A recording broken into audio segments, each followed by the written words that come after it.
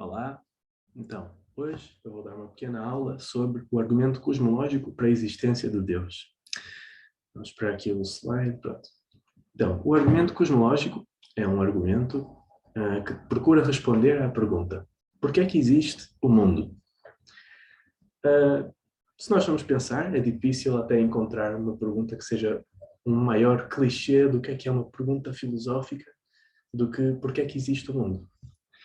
Mas também é muito curioso pensar que, provavelmente, esta pergunta é feita mais vezes por crianças do que por adultos. Talvez, conforme nós vamos envelhecendo, né, com a idade, nós perdemos um pouco daquela inocência, daquela curiosidade inocente e genuína que a infância tem. E nós vamos perdendo a vontade de querer saber sobre as coisas. Agora, estudando o argumento cosmológico, nós podemos retornar àquela curiosidade genuína infantil, mas desta vez fazendo uma investigação racional sistemática sobre o objeto da nossa curiosidade. O argumento cosmológico é um argumento a favor da existência de Deus, pelo que ele responde à pergunta: por que é que existe o mundo? Dizendo, o mundo existe por causa de Deus. Por partir do mundo, para afirmar a existência de Deus, do mundo, ou seja, do cosmos, daí cosmológico, ele é considerado um argumento a posteriori para a existência de Deus, porque ele parte de coisas que dependem da nossa experiência do mundo e não simplesmente da razão. Puramente da razão, não puramente da razão. Bom, existem muitos tipos de argumentos cosmológicos e a distinção mais ou menos consensual que eu saiba é dividir entre três tipos de argumentos, é fazer uma divisão entre três tipos gerais de argumentos cosmológicos. Primeiro nós temos o argumento a partir da mudança, que tem proponentes famosos como Aristóteles, Avicena, Maimónides, Tomás de Aquino, entre outros. O argumento racionalista, que nasce principalmente na época moderna, com Leibniz, Samuel Clarke e até Spinoza, talvez sim, talvez não. É debatível se o argumento dele é ontológico ou cosmológico, mas isso é outra história. E o argumento Kalam, que foi um argumento principalmente defendido por filósofos islâmicos, mas agora é talvez a versão mais famosa do argumento cosmológico na atualidade, por causa de um filósofo cristão atual chamado William Lane Craig, que popularizou bastante esse argumento. Bom, o que nós vamos estudar agora, por questões de tempo, é o argumento a partir da mudança, especificamente a formulação feita por Aristóteles, que é a primeira formulação extensa e oficial, digamos assim, do argumento cosmológico e, na minha opinião, até hoje, a mais forte de todas, a melhor. Bom, seja qual for o argumento cosmológico, se ele é cosmológico, ele segue dois passos. O primeiro passo é provar que há um ser que existe necessariamente. E o segundo passo é dizer que este ser é Deus. Provar que este ser que existe necessariamente é Deus, já que é a existência de Deus que nós queremos provar. Prosseguindo então, agora ao passo 1 do argumento de Aristóteles. Para entender como é que surgiu o argumento, é importante contextualizar, entender qual era o contexto em que ele surgiu. Parménides, um filósofo mais ou menos contemporâneo de Aristóteles na Grécia Antiga, famosamente defendeu a ideia de que a mudança é impossível. E este problema da mudança é que é o nosso ponto de partida aqui. Mas por que é que ele dizia que a mudança é impossível? Bom, por uma razão simples, que sempre que existe uma mudança, alguma coisa que antes não existia passa a existir, ou supostamente passaria a existir, do nada, sem mais. Simplesmente assim. Como assim? O que é que isto significa exatamente? Usemos aqui um exemplo para tornar as coisas mais concretas. Digamos que eu tenho aqui um café. Por acaso não tenho, mas vamos imaginar que eu tenho aqui um café. O meu café agora está quente, mas passa algum tempo e ele fica frio. Arrefece e fica frio. O que o Parménides diria é: esta mudança do quente para o frio é impossível. Porquê? Porque para que esta mudança possa ocorrer, a frieza do café tinha de simplesmente vir a existir do nada, já que quando o meu café está quente, a frieza não existe. Mas depois a frieza, como assim? Como é que é possível que uma coisa, a frieza simplesmente aparece? Este argumento é estranho, e quem estuda filosofia antiga sabe que naquele tempo o que não faltavam eram argumentos estranhos. Talvez até hoje o que não faltem são argumentos estranhos, não é uma coisa exclusiva deles, mas pronto. Mesmo sendo um argumento estranho, ele precisa de uma resposta. E a resposta que Aristóteles deu é a seguinte. Na verdade, a mudança existe. Porquê? Porque quando a mudança acontece, ao contrário do que o Parménides pensa, as coisas não aparecem do nada. A frieza do meu café, por exemplo, quando o meu café está quente, já existia no café, mas não existia em ato. Existia apenas impossibilidade. O café, mesmo não tendo a propriedade da frieza agora, em ato, realmente, ele tem essa possibilidade. Ele pode vir a ficar frio, como ele pode vir a ficar doce. A doçura também existe no meu café. Impotência não existe em ato, em realidade. Então, as coisas podem existir ou em potência ou em ato. E essa diferença, essa diferença nos permite entender porque é que a mudança acontece, porque é através da transição de potência para ato que acontece a mudança. Então, as coisas não aparecem do nada. As coisas já existiam em potência e passam a existir em ato. E assim é que acontece a mudança, diz Aristóteles. Mas então, como é que acontece essa transição? Bom, para que uma coisa possa passar de potência a ato, ela precisa ser realizada por alguma coisa que já está em ato. Por exemplo, no meu café, para ele conseguir ficar frio, para a sua frieza conseguir vir a existir, ela precisa que um cubo de gelo entre em contacto com o café, ou que o ar à volta do meu café, que existe e que está à volta do meu café, existe em ato, influencie o café até que ele fique temperatura ambiente da mesma forma que o ar. Então, só uma coisa que já existe em ato pode fazer com que uma coisa que está em potência se transforme a ato. Só coisas que existem em ato podem realizar potências. Só coisas reais podem realizar potências. Bom, isto significa que as potências têm sempre a sua realidade derivada de alguma outra coisa. Ou seja, não fosse aquela coisa em ato que realizou uma potência, ela não existiria. Nesse sentido, não fosse aquilo, ela poderia não existir. Em filosofia, quando uma coisa poderia não existir, nós costumamos dizer que esta é uma coisa contingente. Uma coisa contingente é uma coisa que conta com outra coisa para poder existir. As coisas que são contingentes podem ser contingentes, e são, em muitos sentidos. Por exemplo, eu posso ser contingente tanto no tempo como no espaço. No tempo, no sentido em que não fossem os meus pais, naquela noite fatídica em que tomaram aquela ótima decisão, eu não existiria. Um evento que aconteceu antes é responsável pela minha existência. Se não fosse aquele evento, eu não existiria. Eu dependo da existência daquele evento antes para poder existir agora. E até ainda mais, eu posso até dizer que eu dependo do momento em que certos astros se juntaram e colidiram para formar a Terra, de forma que condições que permitem a realização da vida se concretizassem na Terra. E se as condições fossem um pouco diferentes e a vida já não fosse possível, ou seja, se aquele evento, milhões, não sei que de anos atrás, não tivesse acontecido, eu não existiria. Eu dependo desse evento no tempo para poder ter existido. Eu e muitas outras coisas, não é? Mas nós também podemos ser contingentes no espaço. Como assim? Por exemplo, eu agora para poder estar a dar esta aula, preciso que o meu PC esteja numa posição mais ou menos estável, digamos que mais ou menos 1 metro do chão.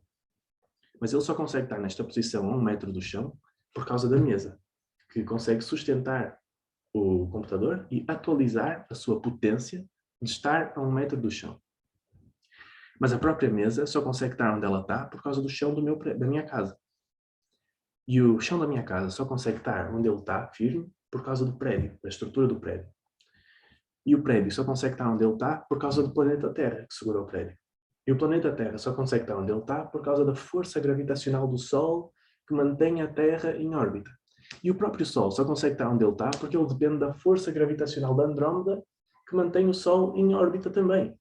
E nós podíamos continuar. A questão é, quando nós fazemos estas regressões, seja no tempo, seja no espaço, seja em outras áreas que as coisas podem ser contingentes, inevitavelmente nós temos de chegar a um fim. É impossível que um regresso infinito aconteça. Porquê? Bom, nós podemos pensar assim, se tudo é potência, toda a realidade é derivada. Mas derivada de quê? Não é? Mas, claro, uma pessoa ainda podia... mas não entendo, porque é que eu não poderia ter simplesmente um regresso infinito de causas derivadas? É derivado daquilo, que é derivado daquilo, daquilo, e assim infinitamente. Porque é que isso não poderia funcionar? A princípio até parece difícil entender porque não. Mas não pode, por uma razão. Se o mundo é um conjunto infinito de causas derivadas, então ele é próprio, então o mundo é ele próprio uma coisa derivada. Nós podemos entender dessa forma. Se o mundo é apenas uma soma de causas derivadas, ou seja, de coisas contingentes, ou seja, de coisas que poderiam não ter acontecido, não fosse uma outra coisa, se o mundo é uma soma de coisas que poderiam não ter acontecido, então o mundo poderia não ter acontecido. Já que se cada uma dessas coisas individualmente poderia não ter acontecido, o próprio mundo poderia não ter acontecido. Mas se o mundo podia não existir, podia não ter acontecido, por que é que ele existe? Afinal, se o mundo é ele próprio uma potência, ele precisa de alguma coisa que já estivesse em ato e que o atualizasse, que tornasse a sua existência possível, atual. Ora, esta coisa é o que Aristóteles chamou o motor imóvel. É a existência que antecede o mundo e torna a sua existência possível. Se nós formos pensar, se tudo o que é, de alguma forma, potência, precisa de alguma coisa que a cause para poder existir, então aquilo que termina o regresso infinito é uma coisa que não tem potência nenhuma, ou seja, uma coisa que não é causada. Mas não ter potência nenhuma significa ser completamente ato, já que as coisas ou são potência ou são ato. Então, este regresso infinito só acaba quando nós chegamos a um ser que é puramente ato. Uma coisa que existe completamente por si. Mas ele não é a causa de si próprio. Ele é simplesmente incausado. Porquê? Porque para poder ser a causa de si próprio, ele tinha de causar e ser causado ao mesmo tempo. Causar-se a si próprio e ser causado por si próprio. Mas isto é contraditório. Então ele é uma causa incausada. Ele move sem ser ele próprio movido. Ele não é movido porque ele já existe. Ele não precisa de ser movido. Então, é um ser, um motor imóvel, que existe necessariamente. Assim nós concluímos o passo 1 do argumento. Agora nós podemos passar ao passo 2. Será que este ser, o motor imóvel, é Deus? O melhor que nós podemos fazer aqui é deduzir do motor imóvel certas características que nós associaríamos a Deus. Então, por exemplo, se o motor imóvel não tem qualquer potência, já que ele é puro ato, ele não pode mudar. Uma vez que a mudança é justamente a realização das potências. Ele não muda porque ele já está completamente realizado. Então ele é imutável. Mas a mudança ocorre sempre no tempo e no espaço. Então, ele, como não muda, tem de estar fora do tempo e do espaço. Portanto, ele é imaterial e eterno. Também infinito, já que ter fim significa mudar, sofrer uma mudança. E o motor imóvel não muda. Se nós entendermos ter poder como a capacidade de causar coisas, então o motor imóvel, como é a causa de tudo o que existe, tem todo o poder, sendo, portanto, omnipotente. Ainda mais, para o motor imóvel poder causar tudo o que existe, ele precisa de alguma forma estar presente nos seus efeitos. E como ele é a causa de tudo, tudo é um efeito seu, ele está presente em tudo de alguma forma, sendo, portanto, omnipresente. Ainda mais, se nós temos conceitos nos nossos intelectos, e se nós temos intelectos, esses conceitos e os intelectos e as verdades que nós conseguimos apreender têm de ter tido também uma origem, têm de ter tido uma causa. E esta causa é, em última instância, o motor imóvel, que é a causa de tudo. Portanto, ele é a origem e a fonte de todas as verdades e conceitos e intelectos. Portanto, é omnisciente. Se ele é puro ato, ainda, nós podemos dizer que ele não tem privações. Se ele não tem privações, ou seja, se nada lhe falta, então nós podemos dizer que ele é perfeito, já que não lhe falta nada. Ainda, se nós entendemos que o mal é uma privação, ou seja, a falta de alguma coisa, e nós sabemos que muitos filósofos cristãos entendem o mal como a ausência de um bem, se nós entendemos o mal dessa forma, nós podemos dizer também que o motor imóvel é sumamente bom. Isto são muitas características que nós associaríamos a Deus. Imutável, imaterial, eterno, infinito, omnipotente, omnipresente, omnisciente, perfeito e sumamente bom. Bom, este é o argumento cosmológico. Agora nós podemos ver algumas críticas. Primeiro, criticando o passo 1, que é quando se procura provar que existe um ser de existência necessária. Primeiro, nós devemos rejeitar a distinção que Aristóteles faz logo no início entre ato e potência. Nós podemos dizer, não acho que essa seja a melhor solução para o problema da mudança do Parménides e encontrar uma outra solução. E a partir daí o argumento já não tem tanta base. Não tem base nenhuma. O atomismo, por exemplo, que é uma filosofia originária de Pitágoras, que é um filósofo grego também naquele tempo, é uma outra resposta possível ao problema da mudança. E, diga-se a título de passagem, que os filósofos que defendem tanto o argumento cosmológico racionalista como o argumento Kalam eram atomistas. Por isso, de facto, é possível rejeitar a distinção entre ato e potência e é uma crítica válida. Uma segunda crítica poderia ser ainda argumentar que, de alguma forma, é mesmo possível um regresso infinito. Eu, pessoalmente, não acho que essa seja uma boa crítica. Eu acho que o ponto sobre a contingência do mundo é muito forte e difícil de rebater. Mas, talvez haja alguma coisa que eu não sei, não é? Agora, ao passo 2. Eu acho que a crítica ao passo 2 é a crítica mais forte que pode ser feita aqui a este argumento. E esta crítica é, será que este Deus, o motor imóvel, é o mesmo Deus em que os crentes acreditam? Será que o motor imóvel é o Deus para o qual a minha avó reza todos os dias?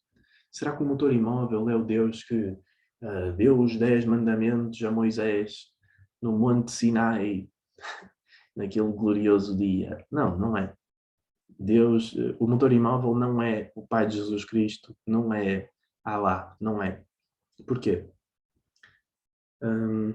Nós podemos começar por dizer que o Deus do motor imóvel, ou melhor, o motor imóvel é ahistórico, ele é atemporal, ele está fora do tempo. Por isso, ele não pode participar da história da maneira como normalmente as religiões assumem que Deus participa.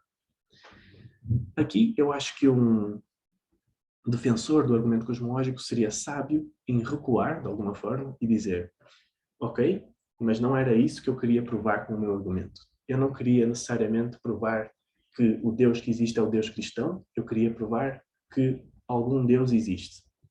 Digamos assim, um argumento mais a favor do monoteísmo do que de alguma religião monoteísta em particular. Ou seja, mais sobre a ideia de que existe apenas um Deus, monoteísmo, do que a ideia de que o Deus que existe é o Deus histórico cristão, muçulmano ou judeu, por exemplo.